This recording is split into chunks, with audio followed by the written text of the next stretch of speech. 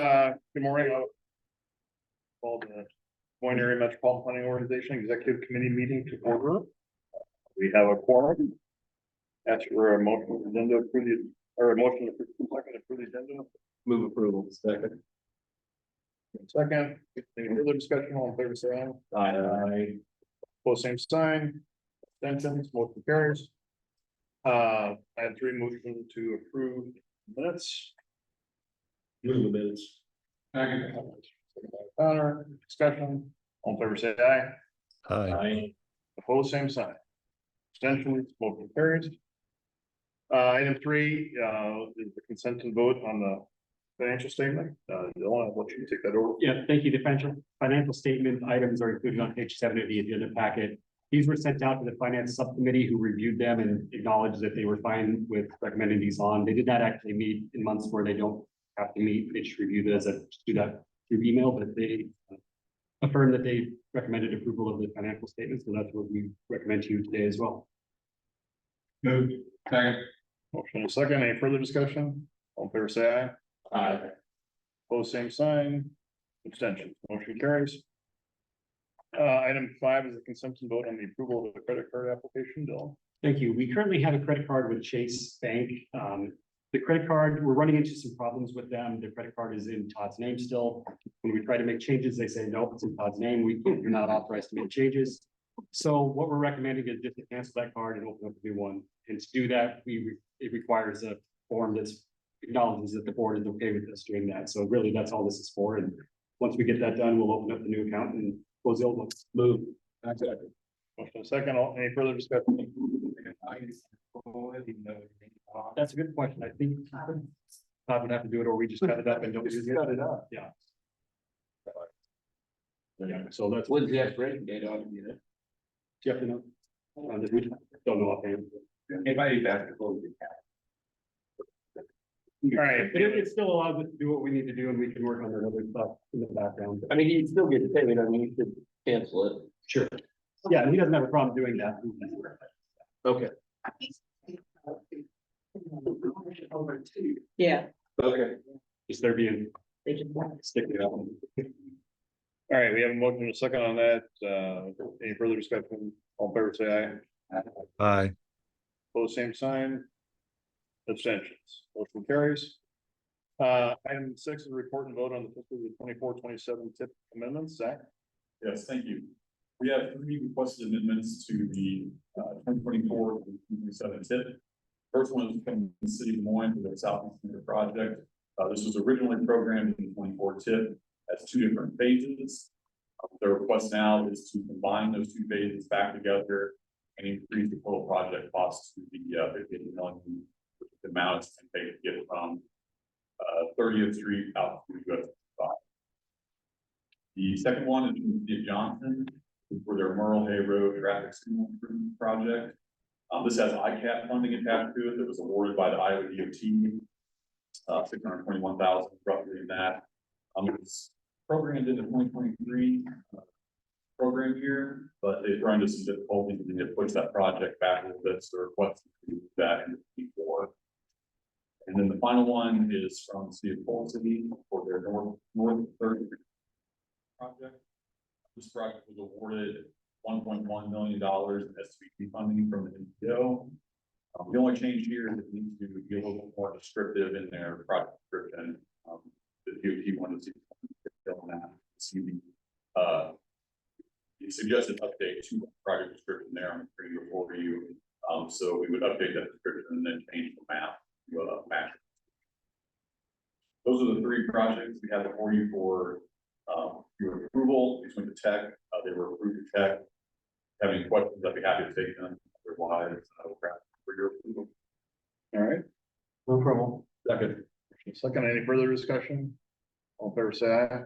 Aye. Opposed, same sign. Abstentions, motion carries. Item 7 is report and vote on the fiscal year 25 clean air attainment program application. Zach. Thank you. We have 3 projects that were submitted for the federal fiscal year 25 ICAP funding. One from the city of Anthony for their North Anthony Boulevard improvements project. One from Wright County for traffic signal improvements, and one Moines for their traffic vehicle detection project. So those are three projects submitted as discussed in last meeting. For approval, we will forward the resolutions on to the project sponsors, so they can include those in their meeting packets for their application. They submit the review by October 1st. Happy taking questions on these, otherwise these are for you for your report. All right, thank you, Jack. Question? Motion? Move approval. Second. Motion second, any further discussion? All in favor, say aye. Aye. Opposed, same sign. Abstentions. Motion carries. Item A, report and vote on the safe streets and roads for all grant agreement. So staff has been working with the division office of the Federal Highway Administration over the last few months to finalize the grant agreement. We originally got this agreement back in March. We submitted a draft on to Federal Highway. We spent several months reviewing that. And then we're finally at the point where they're ready to finalize that grant agreement. So this is for the safety road for all funding received. If you'll recall, the joint application between the MPO and SERPA for $1.5 million. This grant application is pretty basic, boilerplate language in all the federal grant application or grant agreements that have approved in the past. So it includes things like the general term conditions, accepting a grant from the federal government. We have a timeline in there as far as when the project will be completed. I would note that if you look in there, there is a pretty healthy cushion built into that timeline. Our plan is to have this comprehensive safety action plan completed in time for us to apply for implementation funds 2025 and 2026. If you look at that timeline, it says that we're going to submit that plan by September 1st, 2025. So don't let that kind of jump out at you. That's just a cushion that they could just be built in just in case anything should pause that timeline just a little bit. But we're confident that we'll have that completed next year. It also includes budget information as well as performance measures that we're required to report on over the next 3 years, basically after. Read back one more slide here on this. So as I mentioned, the grant agreement does break out funding between the MPO and SERPA. The MPO is receiving $800,000 of the $1 million that was awarded, and the $200,000 from SERPA. So they're divided out separately in that grant agreement. The MPO will be handling the reimbursement process for both of those. That was part of the reason why USC wanted us to have a joint application, so they could just deal with one entity rather than dealing with two. And so staff will be working with SERPA to develop a sub-agreement on just how that reimbursement process will work between MPO and SERPA to get those funds from SERPA what we're doing at first. For your approval, I'm happy to take any questions you have. Following your approval, we'll sign the document and submit it back to Federal Highway, and then we'll be able to call our consultant. They can start doing work on this. All right, thank you, Zach. Any questions for Zach on it? Motion? Move. Second. Second, any further discussion? All in favor, say aye. Aye. Aye. Opposed, same sign. Extension, motion carries. Item 9, the executive director search. So the executive search committee just met prior to this meeting. We will be putting together an RFP/RFQ for outside consultants to help us with we won't be doing a national search, but it'll be more of a local search, local/regional search. I'm gonna work with Gunner to put together the communication to some folks that have been identified. Certainly, if anybody has any names of any search firms that you've worked with in your jurisdictions that you think might be worthy of being on that list, please supply that. We do have a few names that we're going to send that to, but I'd be happy to hear any others on that. So the bottom line is we are going to get the process started here very shortly and move forward on that. So there is no vote today on that. We just put a placeholder there in case we did have a search firm identified for today. We obviously don't have that, so we will work on that and certainly keep executive committee and the full policy committee updated on the process. Happy to answer any questions. Curious why just the regional or local search, why not national? I think we're certainly gonna put it out if anybody nationwide wants to, apply, then we're not gonna prohibit anybody from doing it, but I think we're just gonna keep the publication of it from at a local, regional level, not at a national level. So certainly not prohibiting anybody nationwide that wants to apply here.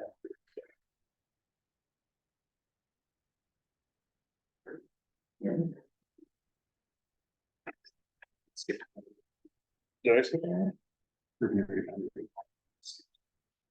Yeah, I have it, the next one. Oh, You have it? I had it backwards. All right, item 10 is report and optional vote on the MPO 2020 urban area boundary update. Andrea? Thank you.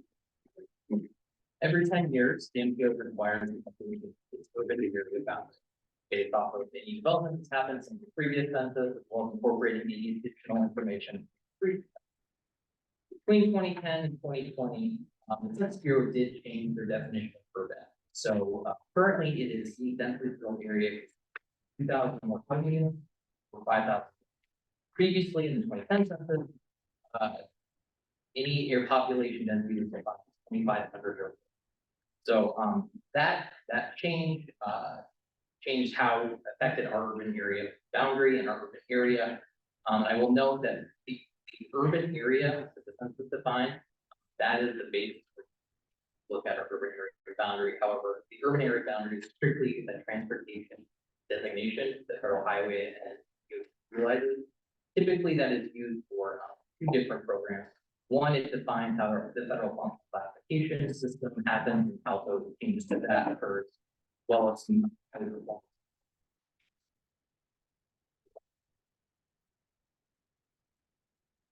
So on the map, there's a lot going on there, but the link to this map is not with the agenda, but basically the crosshatch area is the 2020 census definition of urban.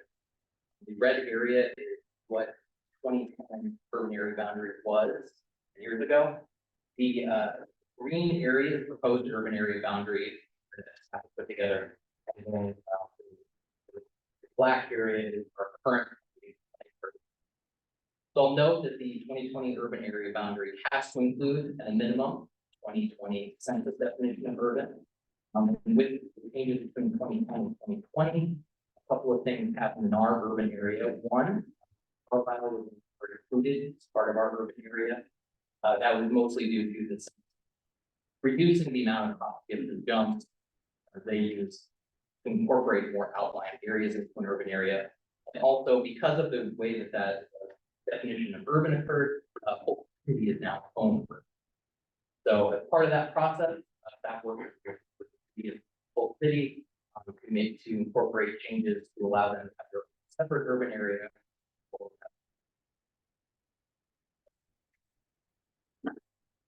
So in addition to this process, which defines the federal classification of data that previously mentioned, DOT system planning began identifying the changes to how roads are classified as part of this whole process.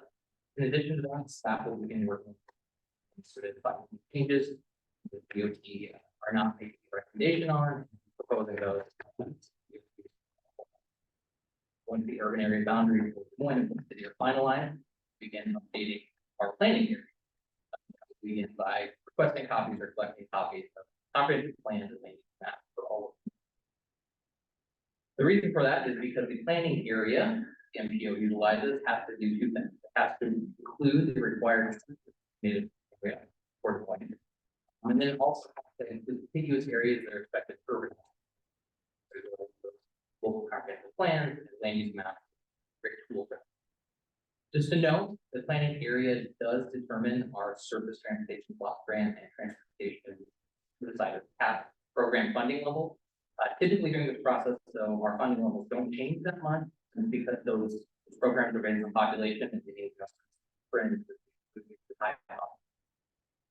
the planning area also determines project eligibility for those jurisdictions. Members of both the MPO and CERTA. Because of the nature of how MPOs and RFAs work, that won't affect any of the cities typically, but in this case, Dallas County, Fulton County, Park County, members of both.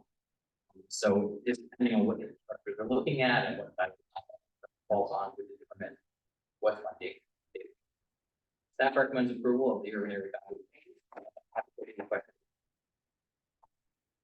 All right, thank you. Any questions?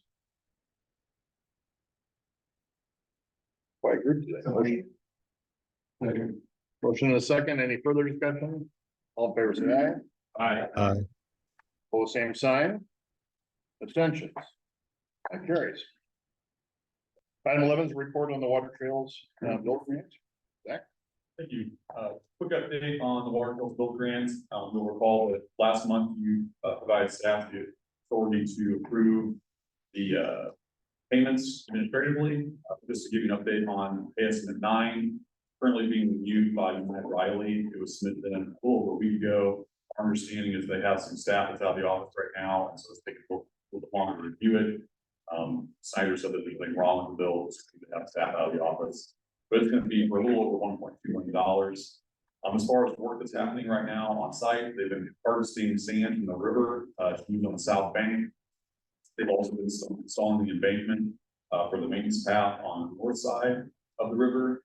And then they're also mocking up the cascading drops, basically to determine if there are any modifications to be done to those where they actually start the river. Go to the next slide. I think I've got some here to share with you. So here's a minute of the mock-up of the cascading drops. About 10 of them step down. And so this is just their mock-up of it to make sure that the boulders are the right size, the grout's working before they actually install that in the river. And then I think the next picture is of the maintenance path that they will work there as well. So have you taken questions? Just want to give you a quick update on what's happening with the water project. Question for Zach on that? All right, thanks, Zach. Item 12 is the director report. Thank you. Wanted to take some time today to loop back to something we talked several months ago. When I took it on this position, I laid out a plan for over the next 90 days, how to reboot the organization, reach out to everybody, meet with all the policy members and so forth, really with the goals of, just restoring faith in the organization, making sure staff's okay, making sure the board's okay, just that work's getting done as we're supposed to be doing. And there's a 3-phase process for that. So that slide up there on the screen probably looks familiar. I wanted to look back that we're past that 90 days and just kind of tell you what I heard and some follow-up recommendations or ideas coming from that. So if you go to the next slide, the first phase was really reconciliation. And the big part of this was meeting one-on-one with all the policy members. And I'm happy to say that I was able to meet with all the policy members.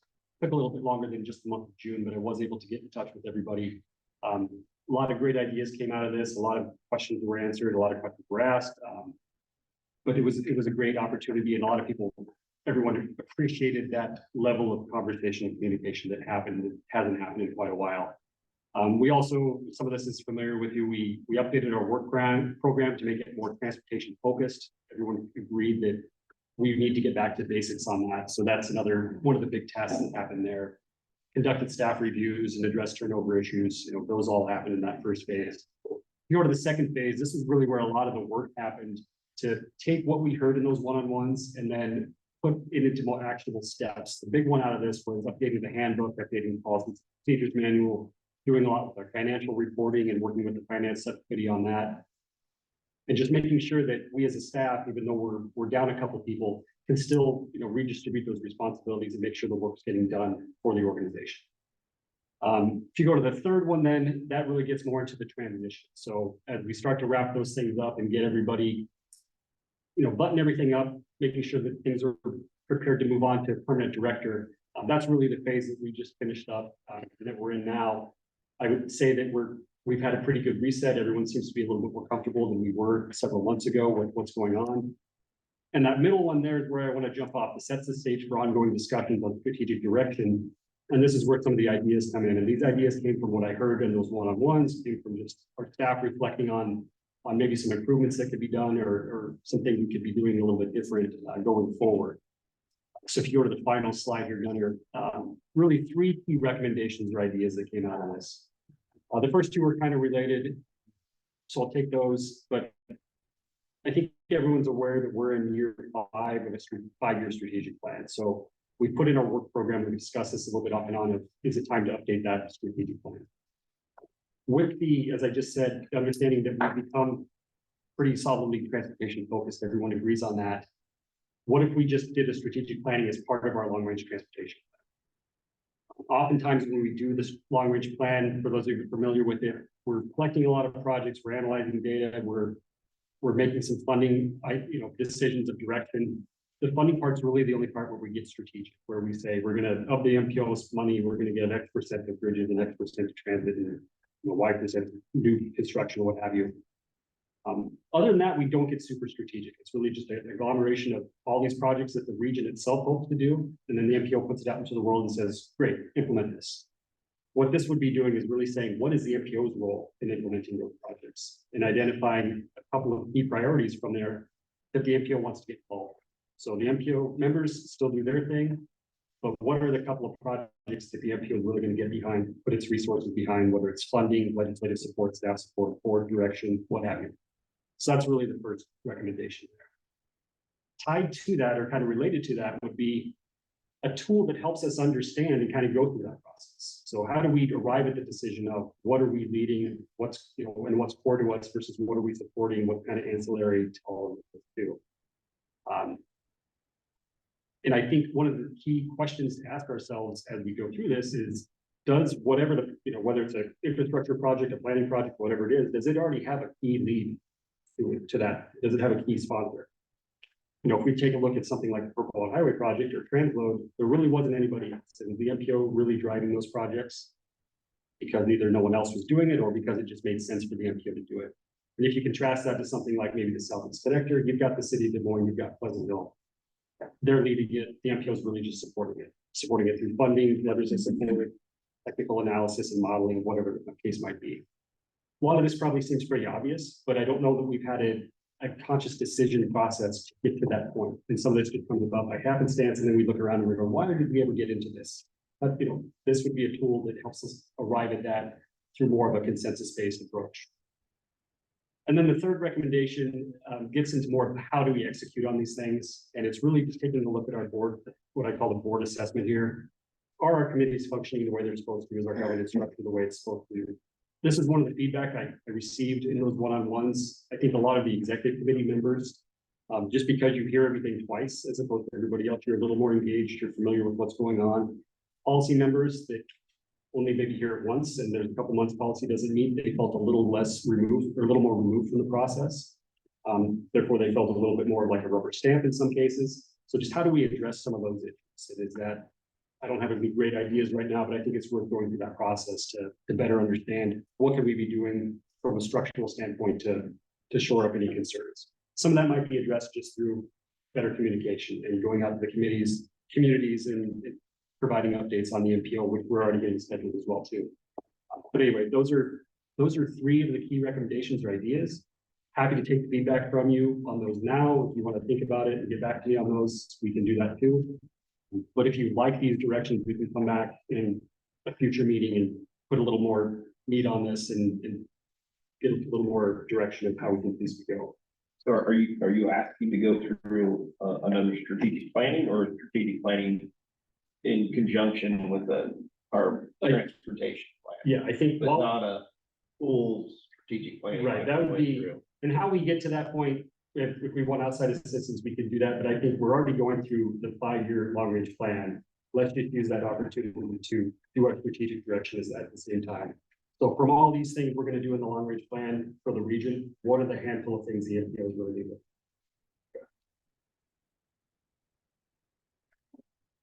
And again, this is just ideas open to comments, criticisms, whatever you have. We don't need to make a decision today, but we wanted to throw that out. Well, Dylan and I talked about that a little bit, after I made some comment taking our last meeting and, they did more, they were questioning anything else, like, I don't know the answer. And Dylan and I agree, well, we really don't know the answer because, he mentioned, Purple Highway. We've been, the MPO's been in the lead, we talk about every month where we're at, how we do, whatever. Well, there's a lot of other major projects going on in this community right now. And one of them, like this, when we say Southeast Connector, Christian Southeast Connector, when I brought that up, that's what Scott Sanders, I think, and Joe let them say, here's where that's really at right now, Tom. Just so you know, I got a whole big area out there, including Pleasant Hill and other unincorporated areas are asking me those questions, and I'm not engaged in that project much right now, but the city is. So how did that evolve? Where, and it's the same thing with let's use Broadway reconstruction, we're the lead agency on that project. That's a 40-some million dollar project that's gonna be going on for quite some time.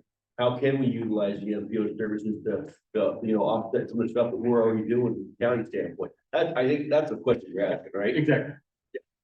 If we really didn't have a process, it just happened to fall into that bucket, the MPO is gonna do this. Right, it's really been by request. If the community reaches out and says, hey, can you Right. help us out with this? Sure, we'll Right. do it. Others do their own thing, and that's fine. But I think it's good to make sure everyone has that opportunity Right. and that we have that discussion before we start investing our fairly limited staff and resources. into it. How do you see it structured, Dylan, as far as doing the long range plan and the strategic plan? Is that, like, how are you incorporating policy or executive committee members, or is it just staff, or how does that work? No, I think, and that's just one area we need to put a little more thought into it, to be honest with you. But the way I'm envisioning this is as we go through the long range plan, it has goals, it has objectives, it has, what have you. We'll solicit projects like actual infrastructure projects from folks. We'll also, through the planning process, identify. We don't have an answer to this. We need to do a further study. That's very more planning. tactical, right? It is, So from a strategic standpoint, how are you planning on trying to accomplish this? right. And who's involved in that? I think it'll be the executive committee and the policy committee.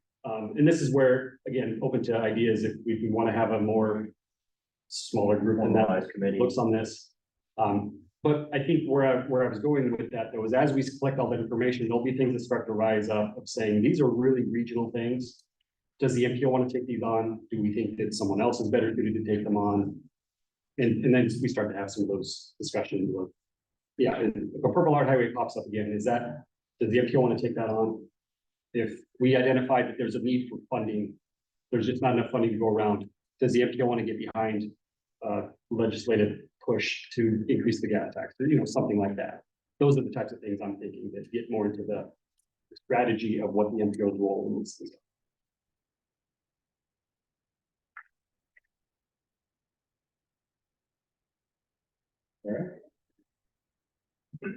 Any other thoughts?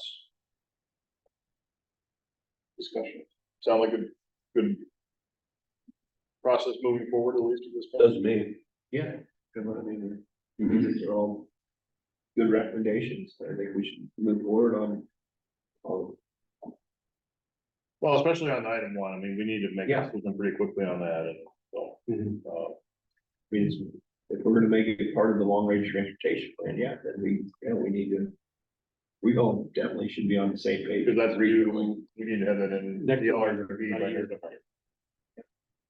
And it's not a required piece of the long range plan, we can kind of do it concurrently, but I think it just makes sense, you have one document. You have that, you have our strategic plan, and then that feeds into our work program too, so I think it would be clarity to staff. exactly. Yeah. The most. Yeah. Yeah. Here they've been going 10 different directions. For years. And if you look at our long range plan, and I don't know, Zach might have a better idea, but there's several hundred projects in there. And so the MPO can't possibly, the board or staff, devote attention to all of them. So what are the key ones we want to devote attention? That's really what I'm getting at. Yeah, makes sense. Okay, that's how we'll move forward then. So look forward to future months, we'll have items like this on the agenda and keep you updated as we go along. All right, anything else? Okay, all right, anything else for the good of the order today? We've got just one item. Just a friendly reminder that we're looking to get together, have a little bit of fun. We're doing this as a 40th anniversary celebration, 2 to 5, Friday, September 29th. Make sure that's on your calendars. Tracy did send out a calendar invite. Hopefully it's already on your calendar. We're going to do a reminder by email here pretty soon, but Do we need RSVPs for the food order? And that type of thing? it'd be very beneficial to have RSVPs. We don't want to hold it for them, or we want to not have enough orders for everyone. So if you haven't already, please do so. We're going to do this reminder at calls next week as well. Yep, so we at least, please reply at least, whether or not you can be there, that'd be very helpful, and hopefully you can be there. We should have a little fun. Which I think, I'm sorry, I'm gonna miss it. I have a golf outing that I've already committed to that.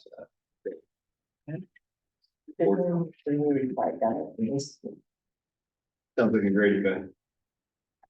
All right, anybody have anything else for the good of the order? If not, we stand adjourned. Our next meeting of this committee is October 11th, and policy is next Tuesday. Thank you, everyone. Our friend,